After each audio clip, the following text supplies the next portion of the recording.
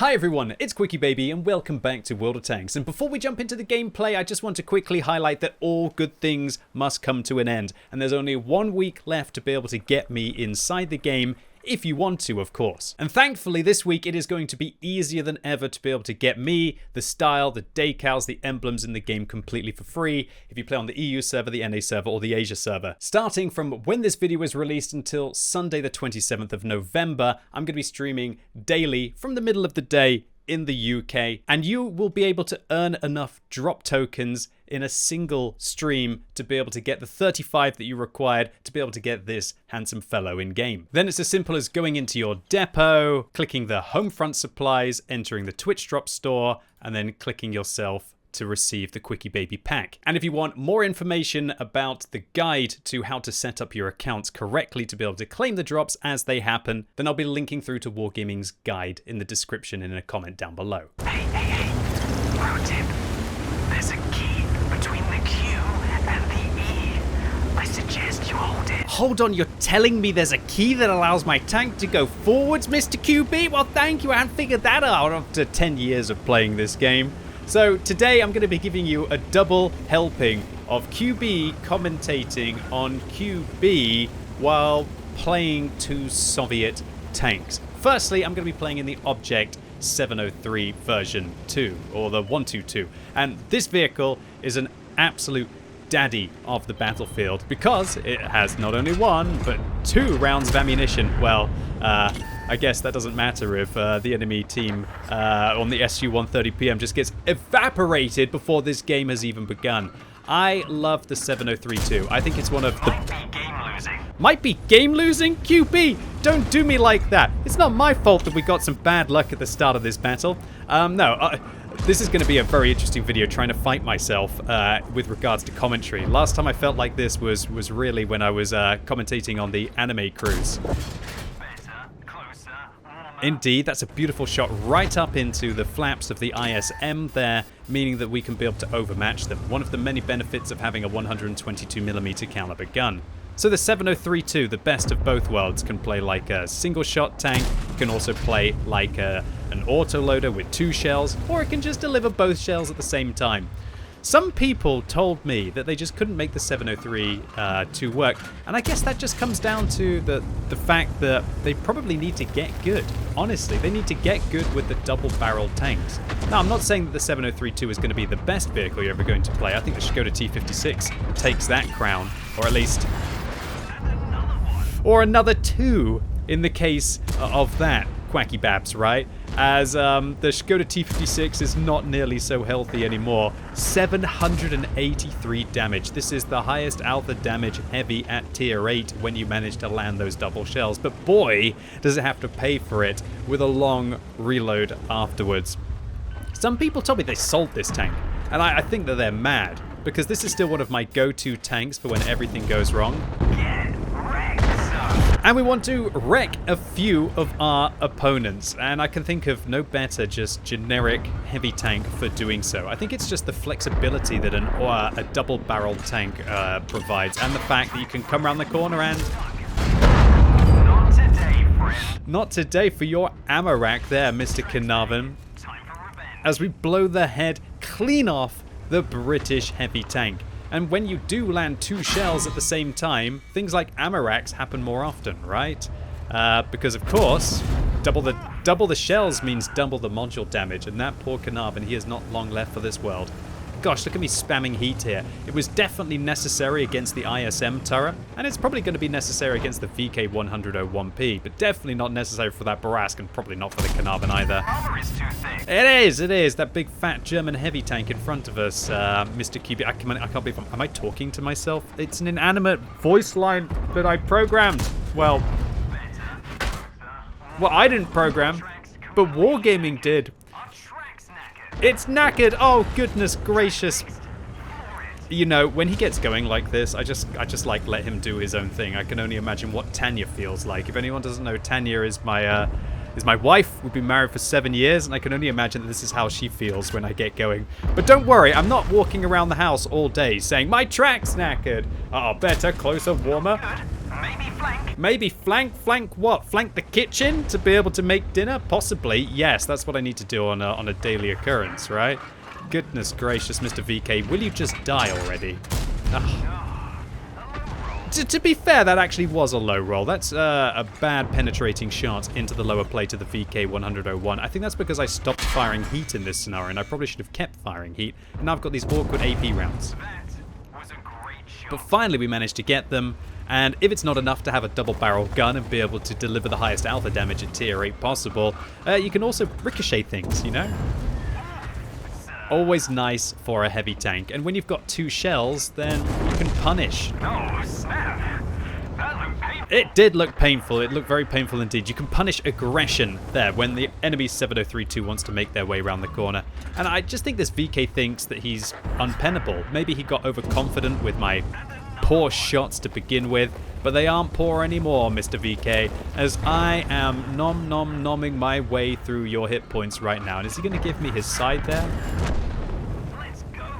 Let's go, dude, indeed, as we pick up our 4th kill of the game, up to 4,600 damage and 200 assistance. And while we fired a few heat shells, now we're actually starting to make decent profit by only firing these APCR rounds. So let's go to T56, finishes off the mill above me. I was thinking about clutch shotting him there, but now that I think that he's reloading, instead I want to go for this 53. Ooh, not good. Ammo hit. DPM is now garbage. DPM is now garbage, but not garbage enough to stop an autoloader finishing off the 53 TP there. Oh man, I have to admit, I had a lot of fun with the voice acting in World of Tanks. Not today, friend. As you may have noticed, he does make me a bit confused. It's such a surreal experience to be hearing yourself in World of Tanks. I'm not sure what it's like for all of you. For any of you who've already got the QB Commander, what's it been like for if you've had it for like a few weeks or if you've had it for a whole month? What's it been like? And for any of you out there who are thinking now, oh, I've got to tune into QB's Twitch stream this week to be able to get one. Yeah. At least they can now go and pick a better tank. That one never gets old for me. I feel a little bit dirty whenever I hear my premium tanks say that when I'm slaying some kind of tech tree tank. It never gets old for me. Cracking round of 5,500 damage and 383 assistance. We managed to vanquish half of the enemy team. This battle was clearly a QuickyBaby difference, right? Now I'm going to be rolling out in the T22 medium, and yes, I am going to take vents with a commander's vision system and an exhaust, because I feel on this map it is... Oh. Show them what we got. I can't interrupt myself. I feel on this map that it's mostly won by winning the 0 line. I feel like when I can get to the other side of the 0 line, it doesn't really matter anymore. I feel like once I've got there and I get hulled down against my opponents, it's over. And while it will be a shame to maybe not have a turbo or vertical stabilizers in addition to a gun rammer, it's a sacrifice that I'm willing to make, because I feel that this tank, the T22 medium, which is a fabulous, aggressive, forward-playing medium tank, can actually be scary when it comes down to its camo rating. The camo rating on this vehicle becomes obnoxiously good with an exhaust, so much so that you're practically like a light tank, more or less. And you can manage, if you can manage to out-sneak your opponents, well then how are they going to be able to handle you? So I actually greedily reload an HE round there, and it doesn't manage to penetrate, it only does 190 damage. And that greedy shot actually manages to get me spotted. But at least I've managed to make it into the dip. And oh, SDB1. Oh, you don't want to be spotted there. You really don't want to be spotted there. And it looks like the vision system is just keeping him lit up. And we track him again. And now, oh, he actually manages to hide there, but maybe he fired. Or maybe not, maybe I just changed the angle on them. And just like that, we got rid of the tier 10 medium tank. And I think it was, I think I stay hidden, probably into position, at least until I'm close to the dip before I ignorantly fired because of the exhaust. And I think the vision system there just paying off to win what I call these game-deciding engagements. I can always play around having a 10% worse rate of fire, but I can't play around not being able to spot and to dig out my opponents in scenarios like this, which is always why I like to take an exhaust and a vision system. But please don't do it unless you know that you're going to push bush locations unless you know what your capabilities are and you know how to fight these bushy maps like this, where you've hopefully been here a few hundred times already, and you know the engagements, you know which bushes are safe and which bushes aren't. God, World of Tanks is like an absolute enigma with regards to that. So now we're loading a heat round here, and wow, that was just an absolute tragedy. In my defense, this was after about 10 or 11 hours of streaming, and after playing a lot of Onslaught this week, which, yeah, hasn't really been the most fun experience, I'm going to tell you that. It's not going to be awful, but gosh, as you maybe saw in my video from a couple of days ago, I thought Onslaught was possibly one of the most boring things I've ever done after a couple of hours of playing it and learning all of the ins and outs, really. Okay, so T-22 medium. Now forwards, we're going to work our way up on this ridge. The Progetto seems to get spotted. I got a CDA in my side, but I still want to lock down the tracks of that Progetto, just to stop him from being able to all-in me, because the last thing that you want is a nasty Tier 9 Italian autoloader going after you over a ridge. And we don't actually have that many tanks that are going to be shooting for us anymore. In fact, we're in a 4 versus 5 scenario, but I guess you could include the Pershing in the mix and then it would make it a 5v5. But in this scenario, just sitting hull down, the Tier 8 premium French tank destroyer just stood absolutely no chance. And even without a gun rammer, the DPM doesn't feel that bad. It's kind of like the DPM of a Tier 9 medium tank right now. Unfortunately, that ridgeline absorbs the shell, and this is where we have to track this guy, otherwise this could be very painful. And that's why we took the risk to track him earlier. He now has no repair kit, he's locked in place by my allies, and I can just manage to now go hull down against him without him getting to all-in me. We can hear his tracks getting damaged once again there, or maybe the other side getting knocked off. And hopefully, we finish off the Italian medium. Indeed it did, indeed it did, and just like that we're up to 3,000 damage and 2,500 assistance as well. This game's still pretty close with regards to the hit points, but not so close with regards to the tanks. So we're going to sneak our way around the pipes on a wall there. Yeah, pipes on a wall. I guess that's what it is. And now we can use this bush location to be able to try and dig out the T-55A, the Conqueror, and the 114. And in this scenario, if we can just stop these tanks from being useful, then eventually our numerical advantage over here is going to manage to dig out those heavies. And really, if I was playing very, very safe, I would not be getting myself into this scenario. To all intents and purposes, I'm going to get clapped multiple times. Luckily, however, it's just one heat round from the T-55A, but that's a full health Chinese reward tank destroyer that now is coming after me. Now, when your opponents are firing heat, you can't really reverse side scrape as well as you would like to in this vehicle. Nevertheless, with the Conqueror just coming around the corner and feeding me, I'll take that. I can bounce the Conqueror all day, and I can also bounce the 114 all day, but I can't bounce the T-55A. Luckily, we managed to lock down the 114 SP2, and I'm hoping he's not going to be able to come after me, but oh gosh, he does, and I wasn't really angled quite enough there. However, with the T-55A wanting to focus the Tier 10 Czechoslovakian autoloader, that means that we're going to be able to hopefully be able to lock down the tracks of the 114 again. Now it's about just getting up in the face of the T-55A. We put our gun in the way of the T-55A, finish off the 114 SP2, and now go after the T-55A. Auto aim is for amateurs? Okay, that didn't work, but we'll learn, and we'll come back stronger. But I don't know. I'm quite happy with my impact here. I think I was strong enough with 7,500 combined in this battle. I'm pretty chuffed with the result.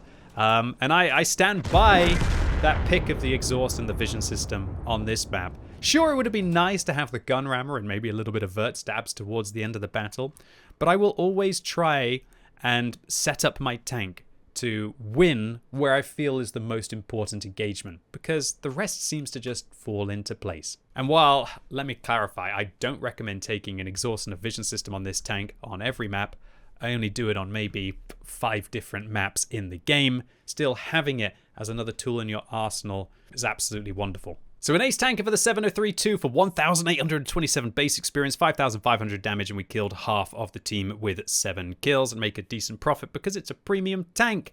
Next up for the T-22 medium, another ace tanker for 1,307 base. Again, that's 7,500 combined, but we actually lost credits here because we resupplied 43,000 credits worth of consumables. Oh, sir, Wargaming, can we please get a consumable sale soon, please? Anyway, 2 great games with Captain QuickyBabs leading me to victory here. And just once again, if you want to be able to get the QB Commander, the style, the decals, the emblems, you can get it completely for free just for watching my Twitch stream for 6 hours over the next week. Doesn't have to be 6 hours a day, it can be any one of the days. And I really hope that a lot of you take advantage of it and come say hi on Twitch, as this was the main reason why I did all of the voice acting and I went into the game and bargained and bargained and bargained my way to be able to get it for free for as many of you as possible. Because you as a community have been so darn good to me over the last 10 years. And hopefully this is going to be my way of giving you a little bit of my heart and soul, at least with regards to World of Tanks back this week especially. And just another reminder is that if you've already got one, there are 2 available in the store. So if you've already picked up one, that you could get an additional one this week in a single stream of drops. And a very brief passing mention should be made if you haven't watched my channel in a long time and this for some reason pops up in your feed. If you haven't played the game in 30 days, you can use the code 4X3E QuickyBaby in the Wargaming store to be able to get 2 weeks of premium consumables, boosters, 5 times experience missions, and you can get the QB Commander as well. So once again, I'd like to give a massive thank you to all of you in the community for supporting my content over the last 10 years. And I'm really looking forward to saying hi to as many of you as possible over the next week, and hopefully giving away thousands and thousands of Quickie Babies to go into your account. Anyway, ladies and gents, boys and girls, that's it for today. Really hope you all enjoyed the video. If you did, give it a thumbs up. If you hated it, give it a thumbs down. And yeah, I'm live on Twitch right now when you see this video for the next week. Come say hi. I might not be able to reply to all of you in chat, as I'm usually outnumbered 1 to a few thousand. But now, thank goodness Onslaught is done. Maybe we can just return to the random queue of World of Tanks. And as always, thank you so much for watching. You've been epic, and hopefully I'll see you soon.